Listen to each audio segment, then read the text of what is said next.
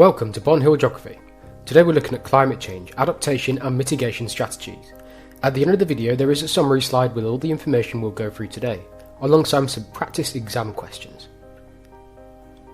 Before we get started, it's important to know the difference between adaptation and mitigation. Mitigation strategies aim to reduce greenhouse gas emissions or increase carbon absorption, effectively trying to stop climate change from getting worse. Renewable energy transition. This includes installation of solar farms or wind power projects like the Hornsea wind farm in UK. The main advantage of renewable energy transition is it reduces emissions from electricity generation, because electricity generation normally takes place using fossil fuels.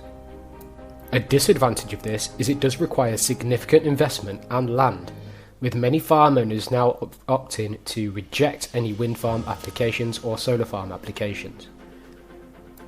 Many governments have made it law for landlords to have energy efficiency improvements. This means buildings need to be retrofitted with LED lighting, which uses as little as 5% or less as the same equivalent as a bulb, and better insulation. Insulation reduces the amount of heating a building needs. This can be seen in the Leeds Beeston greenhouse development, alongside many modern homes today.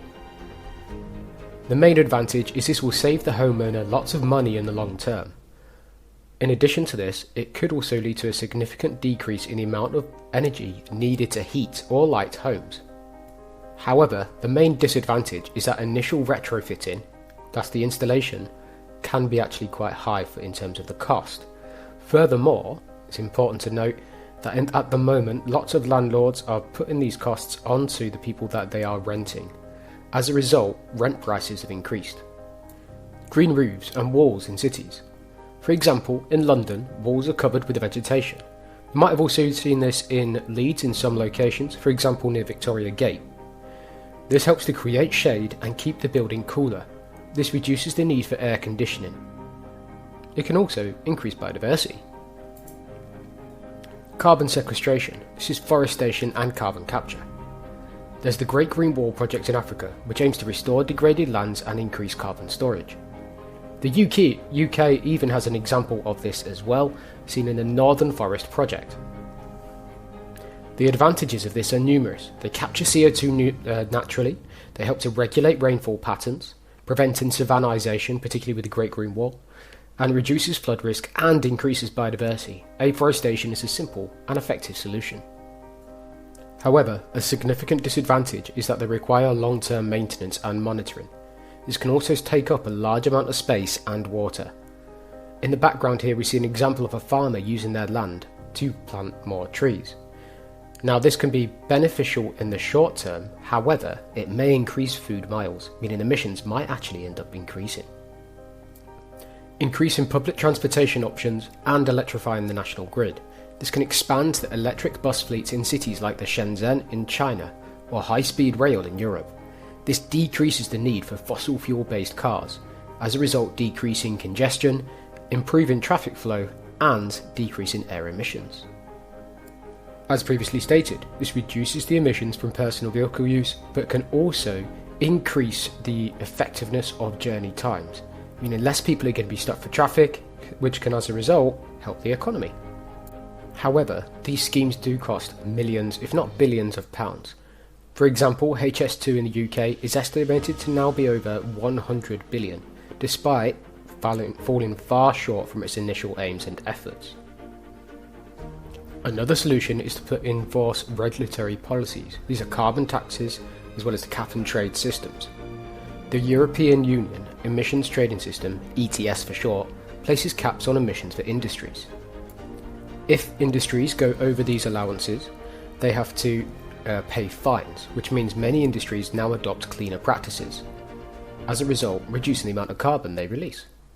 However, these extra costs of installation of cleaner technology can increase costs for consumers, meaning many consumers may instead choose to buy cheaper alternatives that have higher fossil fuel-based emissions.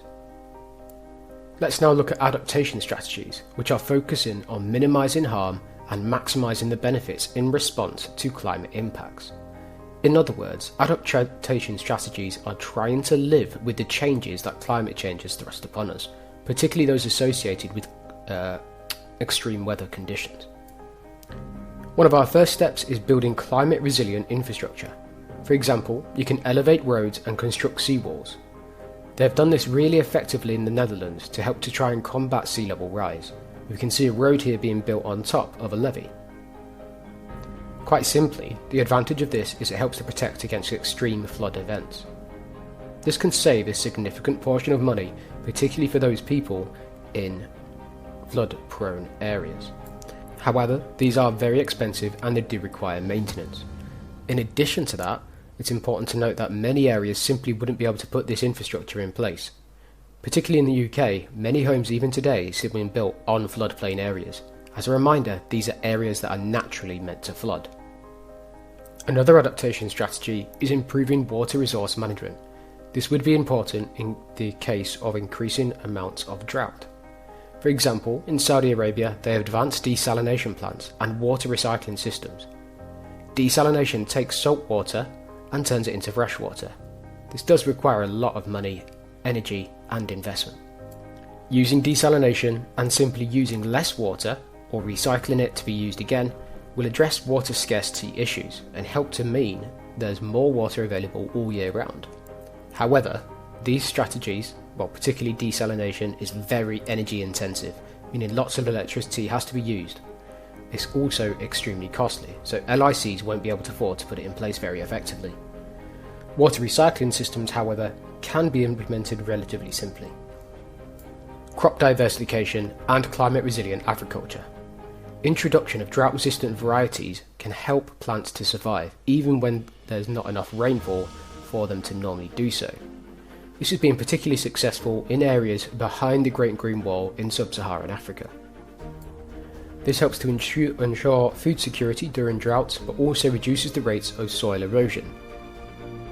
However, a disadvantage is many farmers will need training and resources to adapt to planting new varieties. The seeds they buy can also be more expensive than non-drought resistant varieties. This can limit the usefulness of these schemes. There's also concerns about adapting the genetic makeup of many plants. As a result, we can decrease genetic variety and increase the risk of things like pests and diseases. We can develop early warning systems for natural disasters. Cyclone early warning systems in Bangladesh are credited with saving thousands of lives during recent storms. This means that people can evacuate effectively. The main advantage of doing this is it can significantly reduce casualties and reduce property damage, particularly if people are able to prepare beforehand, for example, even boarding up the windows. However, in the background like we see here with Typhoon Haiyan, I don't think boarding up windows would have been that beneficial. The disadvantage of this scheme is it relies on robust communication and technology infrastructure, so if the system fails, people won't evacuate and as a result may essentially die. And then we have ecosystem-based adaptation. Mangrove restoration in the Philippines is being designed to protect against tropical storm surges. The mangroves themselves prevent the storm surge from moving inland, as a result, reducing the strength and intensity of the storm surge. This provides multiple ecosystem benefits and includes carbon storage. So I guess technically this could be considered a mitigation strategy as well as an adaptation strategy. However, this is very time consuming and may conflict with other land uses, with much of the mangrove deforestation taking place to make way for farmland. So what are the key insights? Integrating these strategies with appropriate examples highlights the importance of local context in choosing the effective climate actions. Mitigation slows down climate change, while adaptation ensures resilience to its inevitable effects. It's essential that HICs help LICs transition to clean energy and sustainable practices, but also to a changing climate. To date, the highest amount of cumulative emissions since the Industrial Revolution are from the Western world. This is the USA and the UK. Though the worst affected are in the continents that have contributed the least towards climate change: Africa and Asia.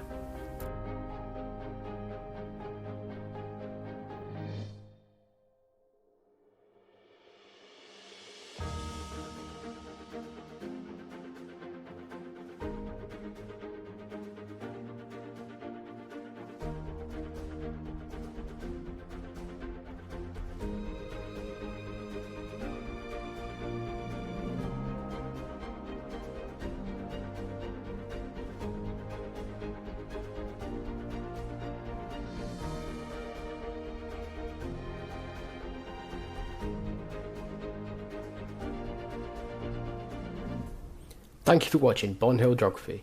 If you found this useful, please do like and subscribe. See you next time.